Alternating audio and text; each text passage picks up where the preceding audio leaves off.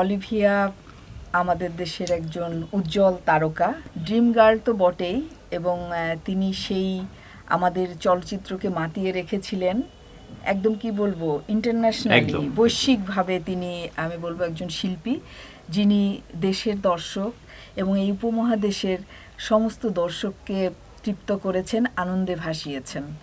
তিনি, তার কথা বলতে গেলে যে তিনি একজন বাংলাদেশের মানুষ নন বলতে গেলে। তিনি জন্ম নিয়েছেন সেই ইন্ডিয়ায়, গোয়াতে, এবং পরে দেশ বিভাগের পরে তারা করাচিতেও ছিলেন। তো তার বাবা মা সেই সূত্রে পরে তারা বাংলাদেশে আসেন, এবং বাংলাদেশে এসে তিনি কিন্তু নানা পেশায় নিজেকে নিয়োজিত রেখেছিলেন। রিসেপশনিস্ট ছিলেন পূর্বাণী হোটেলে, যেহেতু তিনি দীর্ঘাঙ্গী ছিলেন এবং দেখতে চমৎকার স্টাইলিশ ছিলেন, যার কারণে তাকে কিন্তু মানে এসব পেশায় সহজেই লুফে নেওয়ার কথা। এবং এই অভিনেত্রী অলিভিয়া, তিনি তখনই তরুণী বয়সেই কিন্তু অনেক বিজ্ঞাপন চিত্রে অভিনয় করেছেন, মডেল ছিলেন, এবং তারপরে আস্তে আস্তে তিনি চলচ্চিত্রের সাথে সংযুক্ত হলেন। আপা, ওই অনুষ্ঠান শুরুর আগে আপনি বেশ কিছু গানের কথা বলছিলেন অলিভিয়ার। আমরা একটু গান দিয়ে শুরু করি, আপনি 2 লাইন যদি গাইতেন। আচ্ছা, মনে পড়ছে একটা গানের কথা। একা একা কেন ভালো লাগে না, কোনো কাজে মনে কেন বসে না, আমার কি হতে কি হয়ে গেল, আমি নিজে তো কিছুই বুঝি না। ও কোনো কাজে মন কেন বসে না, আমার কি হতে কি হয়ে গেল, আমি নিজে তো কিছুই বুঝি না। হ্যাঁ, অলিভিয়ার জন্মটা হয়েছিল 1953 সালে, কিন্তু ঘটনাচক্রে একটা ইন্টারেস্টিং বিষয় হচ্ছে যে 1953-তে তার জন্ম, এবং উনি এই জীবনে যত অভিনয় করেছেন সেই চলচ্চিত্রের সংখ্যা হচ্ছে 53। 1953-তে ওনার জন্ম, 53টা সিনেমা। এটা একটা কোইন্সিডেন্ট। এরপরে উনি আসলে সিনেমাতে আর সম্পৃক্ত হননি। উনি বাংলাদেশে এসে ওই পূর্বাণী হোটেলে যখন কাজ করতেন, সেই সময়টায় এস.এম. শফির সাথে ওনার পরিচয়। সময়ে এস.এম. শফি তাকে ছন্দ হারিয়ে গেল বলে একটা সিনেমাতে কাস্ট করে, এবং তারা বিয়ে করেন। সেই বিয়ের দাম্পত্য জীবন বেশ সুখেরই ছিল। এস.এম. শফি চলচ্চিত্র থেকে বিদায় নিলেন, আলটিমেটলি পৃথিবী থেকে চলে গেলেন। এরপরে আসলে তার আর ব্যাক করা হয়নি চলচ্চিত্রে। হ্যাঁ, তিনি বেশ বিরতি দিয়ে শুরু করতে চেয়েছিলেন, কিন্তু তার স্বামীর অকাল প্রয়াণে তিনি আর হয়তো মন তার দুঃখে ভারাক্রান্ত ছিল, বা যে কোনো কারণেই হোক তিনি আর চলচ্চিত্রে আসতে পারেননি। তো তিনি চলচ্চিত্রে আসলে আমাদের চলচ্চিত্র ঋদ্ধ হতো, কারণ তার মতো একজন শিল্পী সেই সময়ে চিন্তা করা যায়, যখন সাদা কালো এবং রঙিনের সংযোগ সময় সেটা কিন্তু তারা আমাদের দেখেছেন, এবং এত চমৎকারভাবে তিনি সেই সময়ে যে একদম ছোট ফ্রক পরে, কখনো বিকিনি পরেও তিনি দুটি গানে অংশ নিয়েছেন। তো সেটা দেখে মানে আমার কাছে মনে হয় যে একদম কন্টেম্পোরারি, মানে একটা পালসকে তিনি ধারণ করতেন।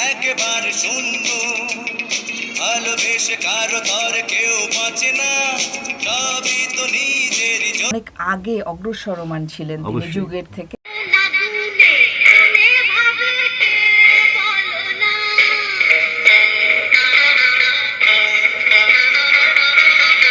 তো যার কারণেই তার এই চমৎকার অভিব্যক্তি আমরা দেখতে পাই, এবং একদম মিশে যাওয়া, চরিত্রের সাথে একদম মিশে যাওয়া।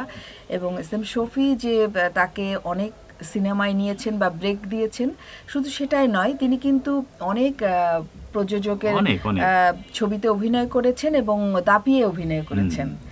না, ওনাকে ড্রিম গার্ল বলা হয় আসলে ওই কারণে হয়তো, কিন্তু এর বাইরে যদি বলি, উনি অভিনেত্রী হিসেবে কিন্তু দুর্দান্ত ছিলেন, উনি দেখতে খুব সুন্দর ছিলেন। এখন ড্রিম গার্ল বিষয়টা আসলে মাসুদ রানা সিনেমার পর থেকে, মাসুদ রানা সেই সিনেমায় উনি হাঁটুর উপরে ওনার কাপড় তুলেছিলেন। সেই সময় এটা আসলে কল্পনা করা যেত না ওই সময়টায়। তো উনি যেহেতু আধুনিক মানুষটা ছিলেন, সেই ক্ষেত্রে উনি এইটা পালসটা নিয়েছিলেন, সেই সময়টা যেটা বললেন দর্শকের পালসটা, এবং উনি এটা করেছিলেন।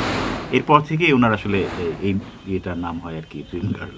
সত্যি। আর তিনি তো সামাজিক অনেক চলচ্চিত্রে অভিনয় করেছেন, যে গ্ল্যামারাস চরিত্রে অভিনয় করেছেন, নিপাট একদম গৃহিণী বা বোন চরিত্রে অভিনয় করেছেন, সব কিছুতেই তিনি উতরে গিয়েছেন এবং একদম মানে কি বলবো সুপার গ্ল্যামারাস যে চরিত্রগুলো সেগুলো তিনি মানে অন্য মাত্রায় নিয়ে গেছেন, যেটার মধ্যে আছে নান্দনিকতা, যেটার মধ্যে যেতে পারতো যে গ্ল্যামারাসটাকে অন্যভাবে হয়তো এস্টাবলিশড করা যেত, কিন্তু তিনি কিন্তু একদম মানে যুগের থেকে অনেক যুগ পেরিয়ে আমাদেরকে সেই বিনোদনটা দিয়েছেন, যেটা হয়তো তখন অনেক দর্শক ভাবতে পারতো যে তিনি খুব একটা উচ্ছৃঙ্খল মতো চরিত্র, কিন্তু আসলে এখন আমরা দেখি যে তিনি একদম মানে যুগোত্তীর্ণ একজন অভিনেত্রী এবং সেই যে চমৎকার চমৎকার গান দুই একটি আমরা পাই, আয় রে মেঘায় রে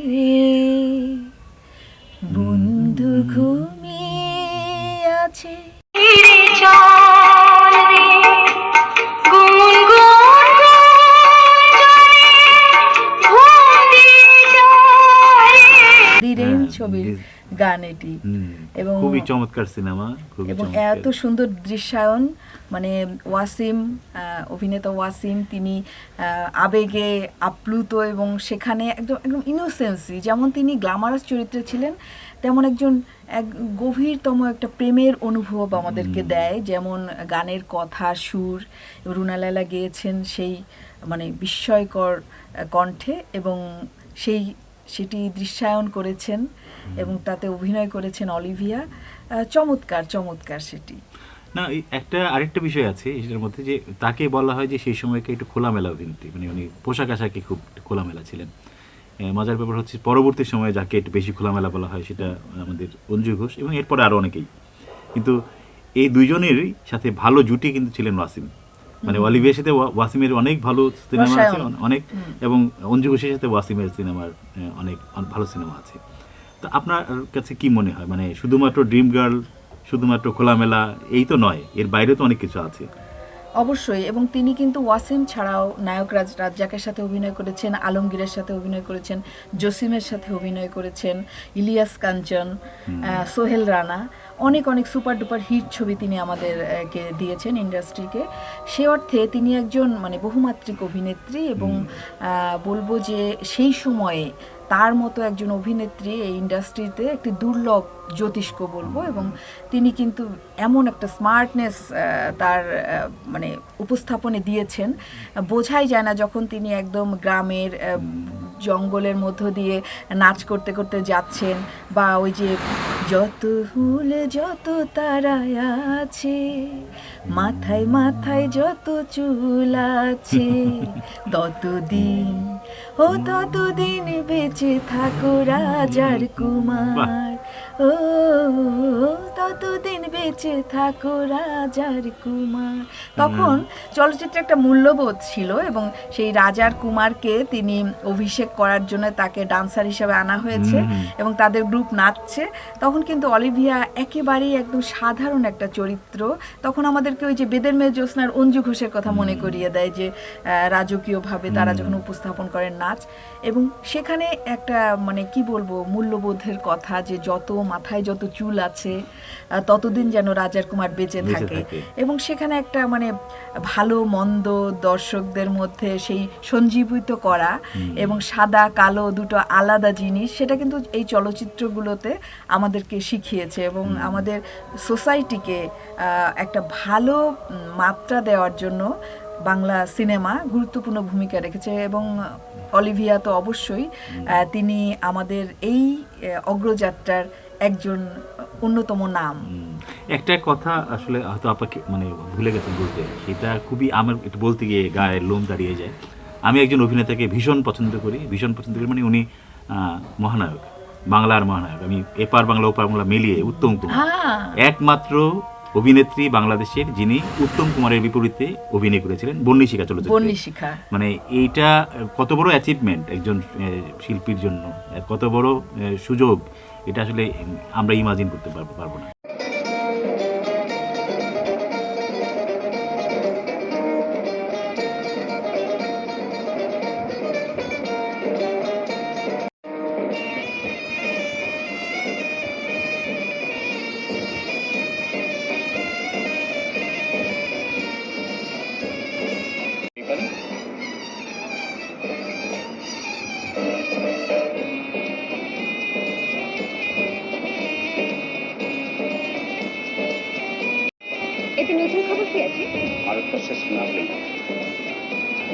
হ্যালো হ্যালো এসো আরো কাছে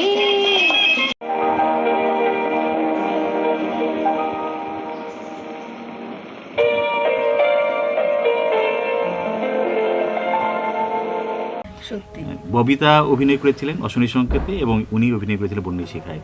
এই দুইজনই আসলে বেসিক্যালি মানে ওই সময়টায় মানে এপার বাংলা ওপার বাংলা মিলিয়ে আসলে যে আন্তর্জাতিক যে এরেনা সেই এরেনায় পৌঁছে গিয়েছিলেন। তো সেই ক্ষেত্রে অলিভিয়ার বিশাল অবদান আছে। নিশ্চয়ই, সেটা তো অস্বীকার করার কোনো উপায়ই নেই এবং সেটা আমরা স্বর্ণাক্ষরে লিখে রেখেছি যে উত্তম কুমার, ভাবা যায় সেই সময় উত্তম কুমার এর সাথে অভিনয় করার মতো দক্ষতা বা হিম্মত কয়েকজন নায়িকারই ছিল এবং তারা সুযোগ পেয়েছিলেন, সৌভাগ্যবতী বলবো অলিভিয়া, এবং সেখানে চমৎকারভাবে তিনি সেই চলচ্চিত্রে রূপায়ণ করেছিলেন। উনি তো বেশ কিছু ভালো অন্য ধরনের সিনেমা করেছেন, বেদিনের মতো সিনেমা। হ্যাঁ হ্যাঁ, বেদিন বেদিন। কথা কেন যে বলিস না মনের মতো তো চলিস না তুই যেন কেমন সয় না হ্যাঁ, ওই যে বলছিলেন একটা গান দিয়ে শেষ করবেন হ্যাঁ। অনুষ্ঠানটি। বেদিন চলচ্চিত্রে এবং খুবই জনপ্রিয় গান, এখনো পর্যন্ত এই গানটার মানে আবেদনটা শেষ হয়নি, ফুরায়নি। না তোকে নিয়ে করি কি এখন, বিশেষ করে মানে রুনা লায়লার কণ্ঠেও তার লিপ খুব যেত, কারণ খুব মানে একটু রোমান্টিক এবং খুব গ্ল্যামারাস লুক যেমন তার ছিল, রুনা লায়লার কণ্ঠস্বরও তেমন যেন একদম মনে হতো যে তিনিই গাইছেন। আমরা এই অভিনেত্রীকে তার কাজের মাধ্যমে স্মরণ রাখবো এবং আমরা তার মানে আরও দীর্ঘায়ু কামনা করি এবং যদি কখনো সম্ভব হয়, উনি কখনো যদি আবার কোনো চলচ্চিত্রে নিজের মুখ দেখান তাহলে আমরা কৃতজ্ঞ থাকবো তার প্রতি। সত্যি সত্যি বলেছ। আর এই অলিভিয়া তো এখনো আমাদের জীবন্ত কিংবদন্তি, তিনি শুনেছি বনানীতে থাকেন ঢাকা। তো যদি অলিভিয়া আমাদের মানে এই ছোট অনুষ্ঠানটি দেখে থাকেন বা শুনে থাকেন, আমরা অত্যন্ত গৌরব বোধ করব এবং যদি কখনো তার সুযোগ হয় তাকে একটি ফুল দিতে চাই এবং জানাতে চাই, অলিভিয়া আপনাকে আমরা অনেক ভালোবাসি।